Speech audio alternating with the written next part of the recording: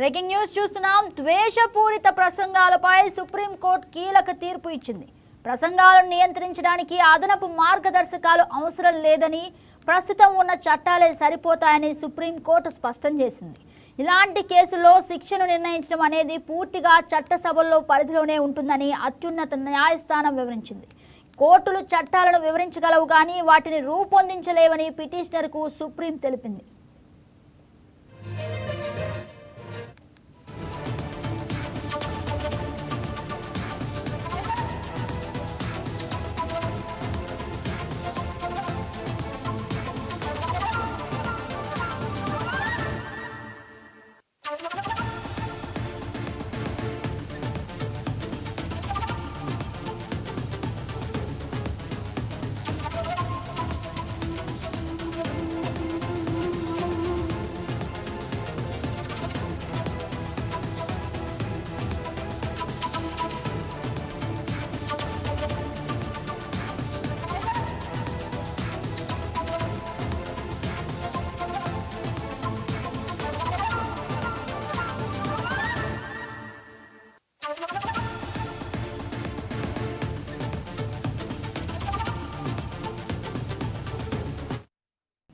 Breaking news చూస్తున్నాం. ద్వేషపూరిత ప్రసంగాలపై supreme court కీలక తీర్పు ఇచ్చింది. ప్రసంగాలను నియంత్రించడానికి అదనపు మార్గదర్శకాలు అవసరం లేదని, ప్రస్తుతం ఉన్న చట్టాలే సరిపోతాయని సుప్రీంకోర్టు స్పష్టం చేసింది.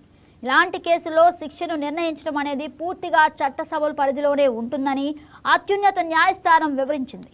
కోర్టులు చట్టాలను వివరించగలవు కానీ వాటిని రూపొందించలేవని పిటిషనర్కు సుప్రీం తెలిపింది. ఇదే అంశానికి సంబంధించి మరింత సమాచారం మా ఏపీ బ్యూరో చీఫ్ సలాం అందిస్తారు. సలాం, చెప్పండి. గుడ్ ఆఫ్టర్నూన్ గగన. దేశపూరిత ప్రసంగాలను నియంత్రించేందుకు కొత్త మార్గదర్శకాలను రూపొందించాలని కోరుతూ దాఖలైనటువంటి పిటిషన్లపై సుప్రీంకోర్టు ఈ కామెంట్స్ చేసింది. అయితే ప్రధానంగా సుప్రీంకోర్టు చెప్పినటువంటి మాట మనం ఒకసారి గమనిస్తే, అంటే ఏదైతే అదనపు చట్టాలు అవసరం లేదు, ఏదైతే దేశపూరిత ప్రసంగాలను నియంత్రించడానికి కొత్తగా అదనపు మార్గదర్శకాలు కానీ ప్రత్యేక చట్టాలు అవసరం లేదని చెప్పేసి కోర్టు స్పష్టం చేసింది. ప్రస్తుతం అమల్లో ఉన్నటువంటి ఐపీసీ, బిఎన్ఎస్ ఈ చట్టాలు మాత్రం సరిపోతాయి, ఈ సమస్యను ఎదుర్కోవడానికి సరిపోతాయని ధర్మాసనం అభిప్రాయపడింది. అయితే చట్టాలు లేకపోవడం సమస్య కాదని, ఉన్న చట్టాలను ఖచ్చితంగా అమలు చేయకపోవడమే అసలు సమస్యని ఈ సందర్భంగా కోర్టు గుర్తు చేసింది.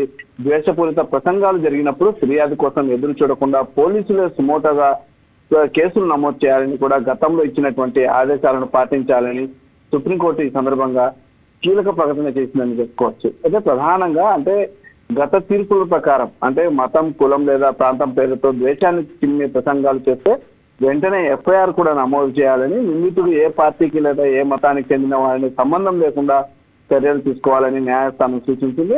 ఒకవేళ పోలీసులు ఏదైనా సరే చర్యలు తీసుకోవడంలో విఫలమైతే మాత్రం అది కోర్టు ధిక్కరణ కిందకు వస్తుందని కూడా సుప్రీంకోర్టు గతంలోనే హెచ్చరించిన విషయాన్ని కూడా ఈ సందర్భంగా చెప్పిందనమాట.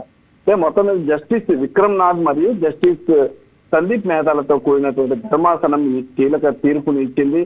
ఏదైతే ప్రస్తుతానికి మాత్రం ఏదైతే ద్వేషపూరిత ప్రసంగాలను అరికట్టేందుకు ప్రస్తుతం ఉన్నటువంటి చట్టాలు పూర్తి స్థాయిలో సరిపోతాయని, కొత్త మార్గదర్శకాలు అవసరం లేదని కూడా న్యాయస్థానం చెప్పింది. కాదనా? Right Salam, thank you for the update.